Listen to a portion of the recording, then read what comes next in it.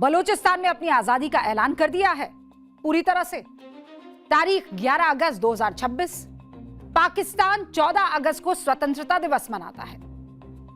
वहीं अब बलूच उससे ठीक 3 दिन पहले यानी 11 अगस्त को बलूचिस्तान के स्वतंत्रता दिवस की घोषणा कर चुके हैं। लेकिन 11 अगस्त ही क्यों?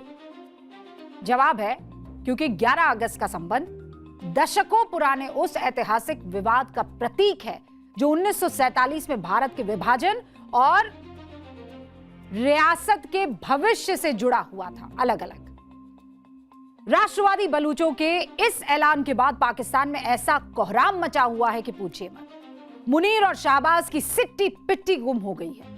हालांकि पाकिस्तान लगातार अपने पुराने रुख पर कायम है कि बलूचिस्तान देश का एक अभिन्न अंग है, लेकिन इस बार ऐसा हो रहा है कि आप देखेंगे तो कहेंगे बहुत मुश्किल है।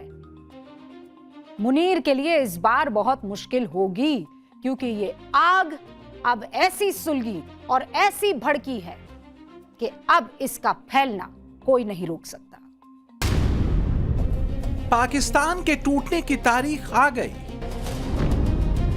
11 अगस्त 2026 को बलूचिस्तान आजाद हो जाएगा। बलूच क्रांतिवीरों के ऐलान से मुनीर एंड कंपनी की बत्ती गुल। बलूचिस्तान के पाकिस्तान से आजाद होने की तारीख के ऐलान ने दुनिया में खलबली मचा रखी है। पाकिस्तानी फौज और मुनीर के गुर्गों को आए दिन जहन्नुम पहुंचाने वाले बलूची क्रांतिकारियों ने अपने देश की आजादी की तारीख तय कर दी है, और ये तारीख है 11 अगस्त 2026। भारत को बांटने का ख्वाब देखने वाले पाकिस्तान के खुद 2 टुकड़े बस कुछ ही दिनों में होने वाले हैं। वो बलूचिस्तान जिसे पाकिस्तानी आर्मी के दहशतगर्दों ने बूटों तले सालों तक रौंदा, अब उसने सीना तान कर आजादी का ऐलान कर दिया है। रिपब्लिक ऑफ बलूचिस्तान तैयार है। राष्ट्रवादी विचारों के साथ बलूचों ने अपनी सांस्कृतिक पहचान, भाषा के गौरव के साथ पाकिस्तान से अलग होकर अपने झंडे और वतन पर मोहर लगा दी है। पाकिस्तान अपनी आजादी मनाता है 14 अगस्त को। उससे 3 दिन पहले यानी 11 अगस्त को द रिपब्लिक ऑफ बलूचिस्तान अपना झंडा फहराएगा।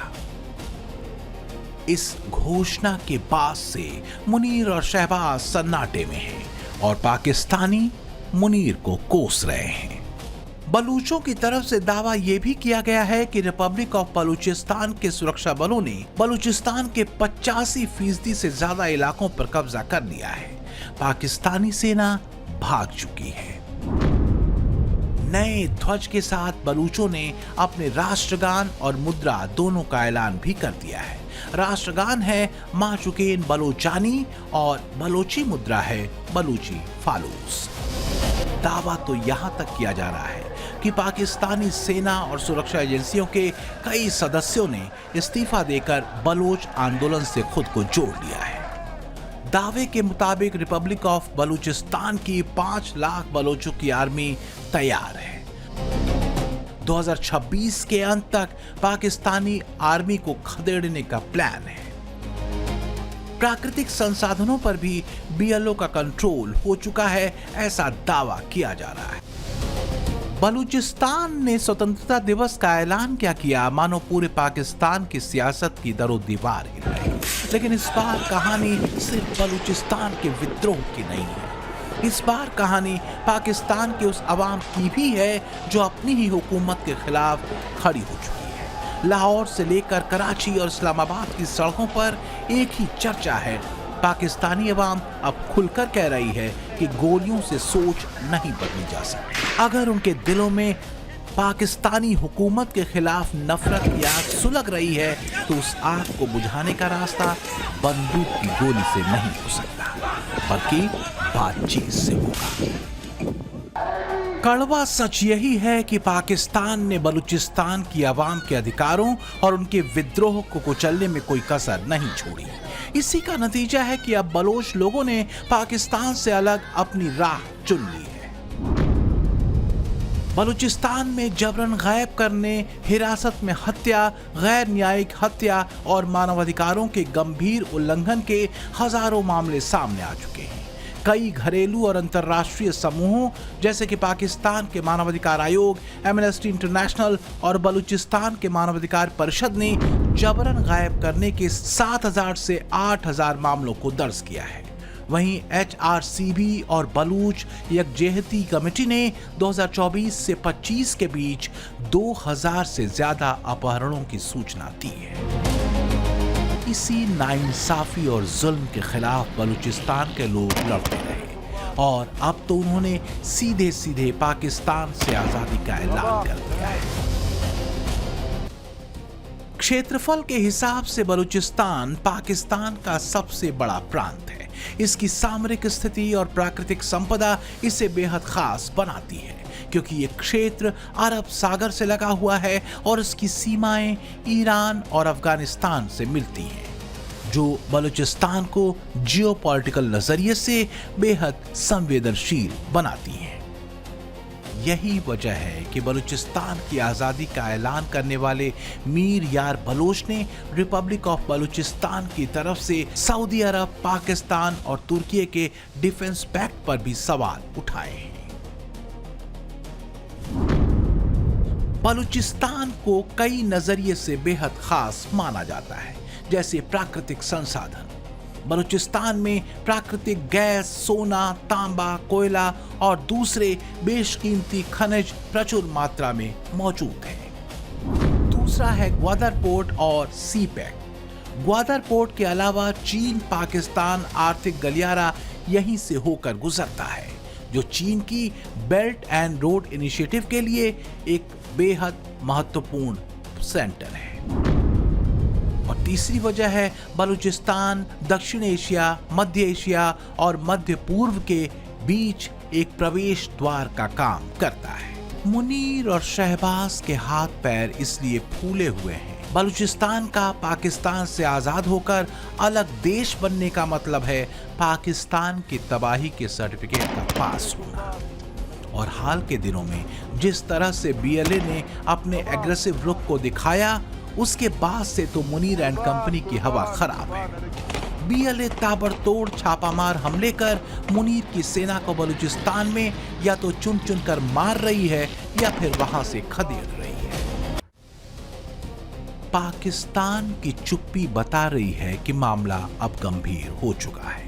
BLA के जमीन पर मजबूत पकड़ के साथ ही सोशल मीडिया पर भी बलूचों ने पूरी लहर उठा रखी है। BLA के पेट्रोलिंग करने की तस्वीरों के साथ बलूचिस्तान की आजादी का शंखनाद करते बलूची अब रिपब्लिक ऑफ बलूचिस्तान के अंतर्राष्ट्रीय मान्यता की अपील कर रहे हैं। मुनीर शहबाज की चुप्पी क्या इशारा कर रही है कि बलूचिस्तान के क्रांतिकारियों के आगे पाकिस्तान ने घुटने टेक दिए हैं। Bureau report, times now, Navbharat. पाठशाला की एक्स्ट्रा क्लास में अब फख्र करने वाला चैप्टर। डिफेंस सेक्टर में भारत की बढ़ती धमक ने एक और बिग इंपैक्ट की कहानी लिख दी है। डिफेंस डील में टेक्नोलॉजी ट्रांसफर की बात पर जो देश कन्नी काटने लगते थे, आनाकानी करने लगते थे, अलग अलग वजह गिनाने लगते थे, अब वो अपना रवैया बदलने के लिए मजबूर हो गए हैं। इससे जुड़ी लेटेस्ट खबर फ्रांस से आई है। हुक्म, फ्रांस ने थाली में सजाकर रफाल के टेक्नोलॉजी ट्रांसफर की पेशकश भारत के सामने रख दी है। परमाणु हथियार ले जाने में सक्षम अग्नि 4 मिसाइल के न्यूक्लियर वर्जन का इधर कामयाब टेस्ट फायर हुआ, उधर फ्रांस ने पब्लिकली यानी सार्वजनिक तौर पर भारत के सामने एक बड़ा ऑफर रख दिया है। पाठशाला की इस एक्स्ट्रा क्लास में देखिए उसी की इनसाइड स्टोरी, उसका जबरदस्त इंपैक्ट कि कैसे एक तरफ फ्रांस लाइन पर आ गया तो दूसरी तरफ चीन और पाकिस्तान के माथे पर चिंता की लकीरें खिंच गई है। 6 अगस्त की शाम के धुंधले में भारत ने बंगाल की खाड़ी के आसमान में अग्नि की ऐसी हैरत अंगेज लकीर खींच दी जिसकी धमक पाकिस्तान से चीन तक सुनाई दी। भारतवासी भी अग्नि 4 की इस चमकीली उड़ान को देख गर्व से सीना तान रहे थे। ये मिसाइल परीक्षण ओडिशा के चांदीपुर के इंटीग्रेटेड टेस्ट रेंज से किया गया था, जिसमें भारत की स्ट्रैटेजिक फोर्सेस कमांड की मौजूदगी में अग्नि 4 मिसाइल ने अपने सभी ऑपरेशन और टैक्टिकल टारगेट्स को बेहद सटीक और शानदार तरीके से अंजाम दिया। इसी के साथ पूरी दुनिया तक ये खबर पहुंच गई।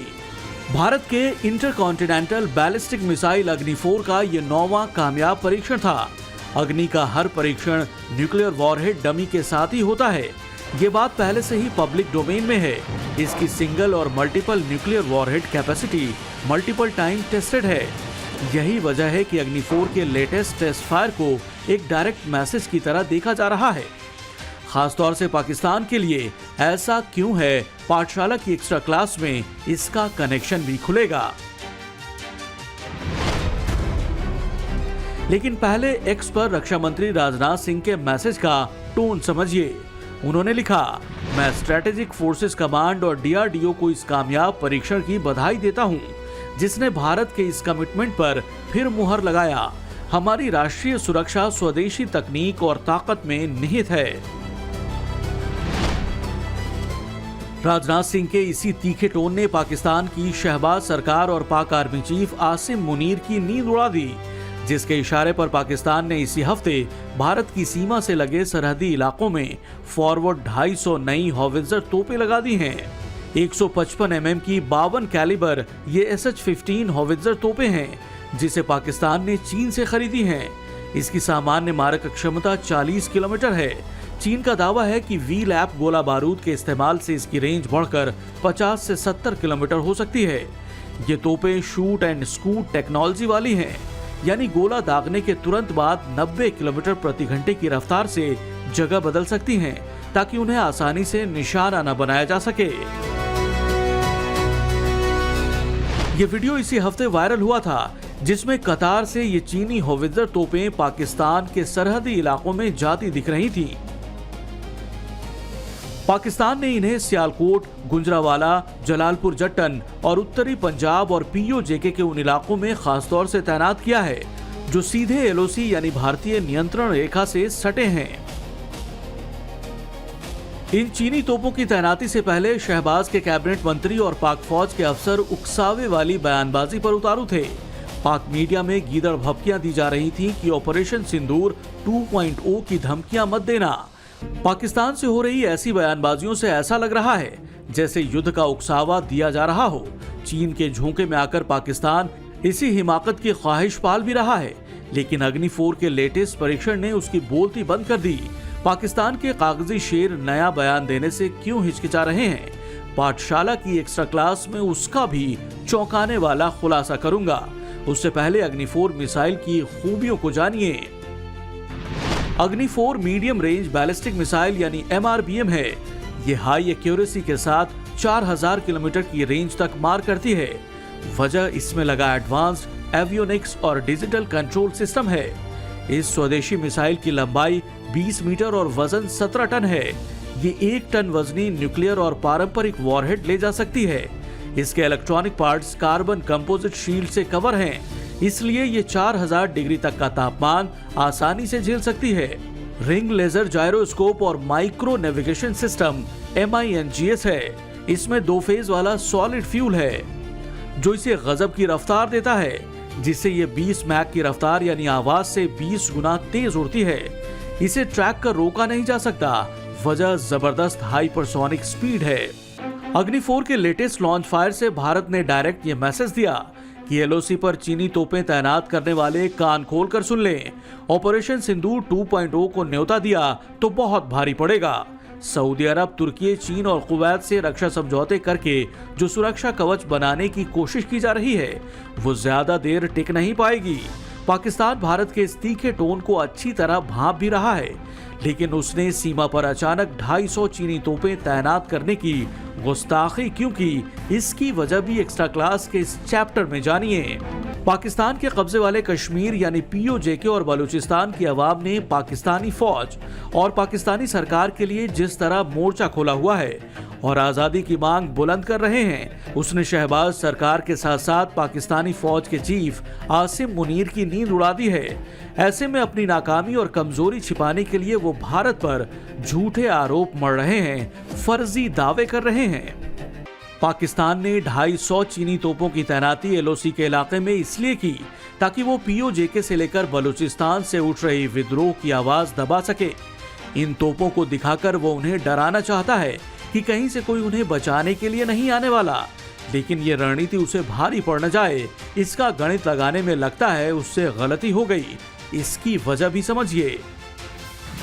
पाकिस्तान से लगी भारतीय सीमा पर अत्याधुनिक तोप K9 वज्र और स्वदेशी धनुष तोपों की पहले से ही तैनाती है, जिनकी मारक क्षमता अचूक है, बेजोड़ है।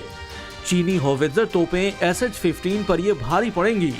ये तोपें पाकिस्तान ने खरीदी जरूर हैं, लेकिन इन्हें सीमा पर सक्रिय करने के पीछे चीन का दिमाग है। चीन चाहता है कि भारतीय सेना का पूरा ध्यान और उसके आधुनिक हथियार जैसे राफेल और S-400 हमेशा पाकिस्तान सीमा पर उलझे रहें, ताकि भारत अपनी पूरी सैन्य ताकत को लद्दाख या अरुणाचल प्रदेश से लगे वास्तविक नियंत्रण रेखा यानी LAC पर चीन के खिलाफ केंद्रित न कर सके। पाकिस्तान चीन के इस दांव में फंस गया, इस झांसे में आ गया कि मौका देखकर चीन भारत के खिलाफ 2 फ्रंट वॉर का दबाव बना सकता है। पाकिस्तान यहां भी भूल गया कि चीनी तोपों के उकसावे को पूरी तरह नाकाम करने के लिए भारतीय सेना ने सीमा पर 2 बेहद मारक और अचूक हथियार multi barrel rocket system Pinaka और सर्च एंड डिस्ट्रॉय ड्रोन्स को तैनात कर रखा है। भारतीय सेना की यह जवाबी रणनीति चीन और पाकिस्तान के शूट एंड स्कूट पैतरे को पूरी तरह बेअसर कर देती है। पिनाका की एक रेजिमेंट में कई गाड़ियां होती हैं। ये सिस्टम मात्र 44 सेकंड में